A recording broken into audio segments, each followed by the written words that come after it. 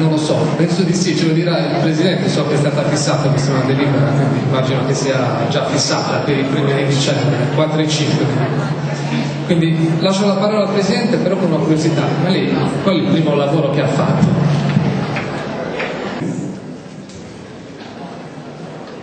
Forse devo rispondere alla domanda. Non volevo.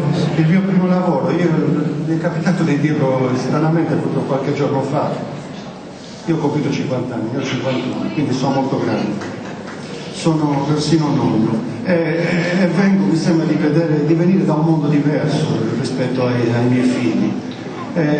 Un mondo totalmente diverso. 40 anni fa nei paesi ognuno in qualche modo collaborava nelle famiglie, si iniziava a collaborare da piccolo, quando avevi 10 anni i tuoi genitori ti chiedevano in qualche modo di contribuire, fare un lavoro, andare in campagna, vendemmiare, raccogliere, organizzare, sistemare, pulire. Vorrei dire che il primo lavoro che ho fatto è le pulizie in casa. Assolutamente ero costretto a pulire, a farmi il letto, a riordinare la camera, a sparecchiare, fare i piatti. I ragazzini facevano quel lavoro all'epoca, oggi non c'è più. E crescendo credo che in qualche modo di non aver mai smesso di lavorare. Il primo lavoro quello che ho fatto è stato essere assunto da una società finanziaria a Milano, avevo 27 anni e mi sono occupato di finanza. All'epoca abitavo a Milano con la mia famiglia, avevo 2 figli per rispondere, e però mi sentivo sempre precario a Milano. Peraltro sono stato assunto da precario, sono stato assunto per la prima volta con un contratto a 3 mesi, che mi è stato rinnovato, e poi ho cambiato azienda, sono andato in una banca, si chiamava CDI Merce, e sono stato nuovamente assunto da precario con un contratto a 12 mesi, e però ho fatto una carriera quasi lampo, vorrei dire, per la banca. Però mi sentivo precario a Milano perché volevo sempre rientrare in Sardegna, volevo rientrare a vivere in Sardegna, a lavorare in Sardegna, e per dire la verità pensavo di rientrare a fare l'imprenditore in Sardegna. Pensavo che non sarei andato avanti moltissimo, invecchiato anche da dirigente, avevo questa vocazione di lavorare nell'impresa, e quindi sono rientrato in Sardegna. Avendo risposto alla domanda, forse mi piacerebbe dirvi 2 cose in questo momento. In questo momento certo di difficoltà, in particolare della politica, però mi fa piacere dirvi 2 cose, queste. E intanto certamente il compito della politica, tra i diversi compiti della politica, c'è quello di creare i presupposti. La politica non è responsabile della vita di ciascuno di noi. La pubblica amministrazione non può risolvere la vita di ciascuno di noi. La pubblica amministrazione, la politica è responsabile di creare i presupposti migliori affinché le nostre capacità, i nostri sforzi, le nostre passioni possano essere esercitate al meglio. La politica vive del contributo di ciascuno di noi e non può fare a meno, la politica, la società, del contributo di ciascuno di noi. Deve cercare di creare i presupposti. Nel creare i presupposti significa essere trasparente, veloce, efficiente, costare il meno possibile, in maniera che non costi tanto a ciascuno di noi. Deve costare il meno possibile. La politica deve occuparsi di fare in modo che chi ha di meno possa anche lui vivere in maniera adeguata, avere dei servizi essenziali. Deve occuparsi di organizzare la solidarietà nella sanità, negli aiuti agli anziani, i bambini, i più deboli. La politica deve occuparsi di creare i presupposti affinché tutti possano avere un lavoro, perché la nostra Costituzione ce lo ricorda, mi pare, alla 4ª parola o 5ª, ce lo ricorda per dirci che il lavoro fa parte di una cittadinanza piena. Non solo il lavoro è quello che ci dà sostentamento, non solo il lavoro è alla base della possibilità di vivere autonomamente, in maniera libera, di poi tirare su una famiglia, di esprimersi pienamente nella propria vita. Il lavoro io credo voglia dire, è quello che effettivamente ci rende liberi, ci rende cittadini in maniera piena. E questo credo che sia il dramma della mancanza del lavoro, non solo il disagio economico, non solo la difficoltà finanziaria, ma anche questa difficoltà nel non sentirsi pienamente realizzati. Allora la politica che deve fare? Deve cercare di creare i presupposti affinché questo lavoro ci sia per tutti. La politica non ce la farà mai a creare un posto di lavoro per tutti, a meno che non riteniamo che la soluzione sia di ingigantire gli uffici pubblici o di avere 100.000 lavoratori all'ente foreste o 50.000 lavoratori alla regione. La soluzione non è nella politica che crea i posti di lavoro, la soluzione è nella politica che crea tutte le migliori opportunità affinché i posti di lavoro possano nascere. E come nascono i posti di lavoro?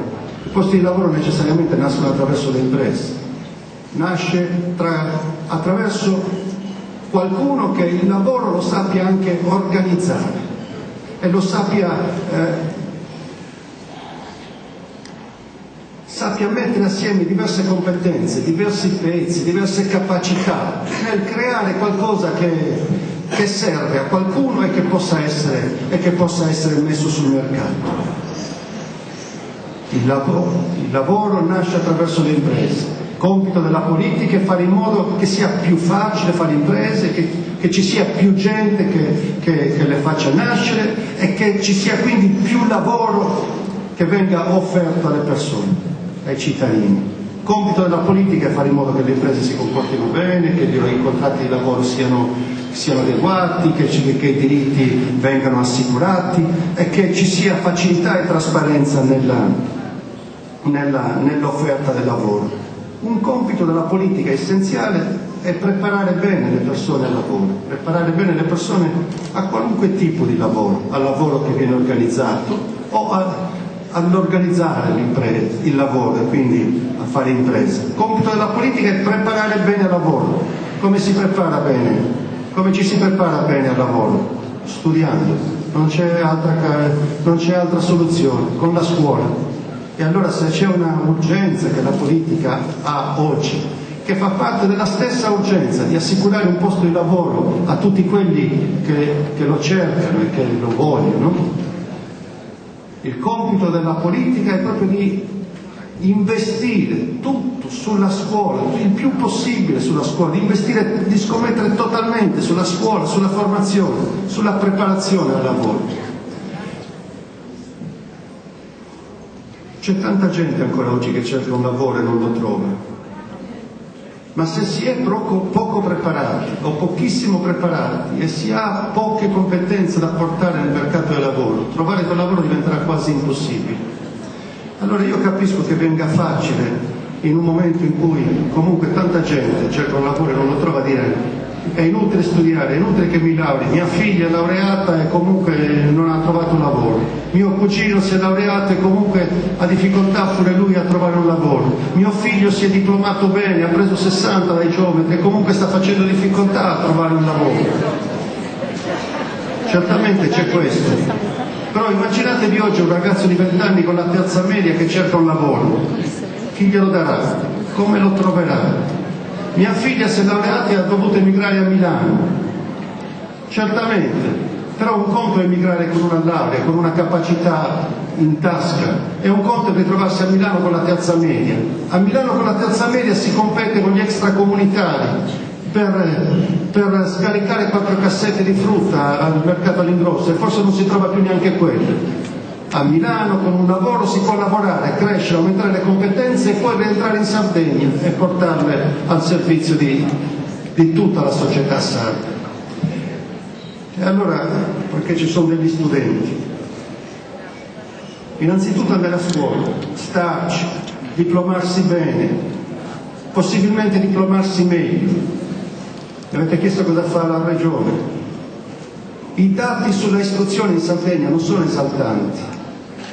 Oltre la metà di quelli che si iscrivono alle scuole superiori non raggiungeranno il diploma, abbandonano prima o vengono bocciati. Tanti di quelli che vengono promossi in quinta sono comunque ragazzi che hanno avuto difficoltà nel percorso degli studi ed escono a volte con una preparazione non adeguata. Le statistiche internazionali ci dicono che la preparazione non è adeguata in alcune competenze di base, la capacità di comprendere un testo scritto, la capacità di leggere e comprendere immediatamente, la capacità di risolvere un problema matematico, logico-matematico, o la capacità proprio di reagire davanti a un problema, lo chiamano la capacità di risolvere problemi. Davanti a queste competenze noi non stiamo uscendo, davanti a questi problemi stiamo uscendo con un livello non adeguato di competenze. Per questo gli insegnanti sanno che la Regione sta investendo per il tempo prolungato, sta investendo per un orario aggiuntivo affinché queste competenze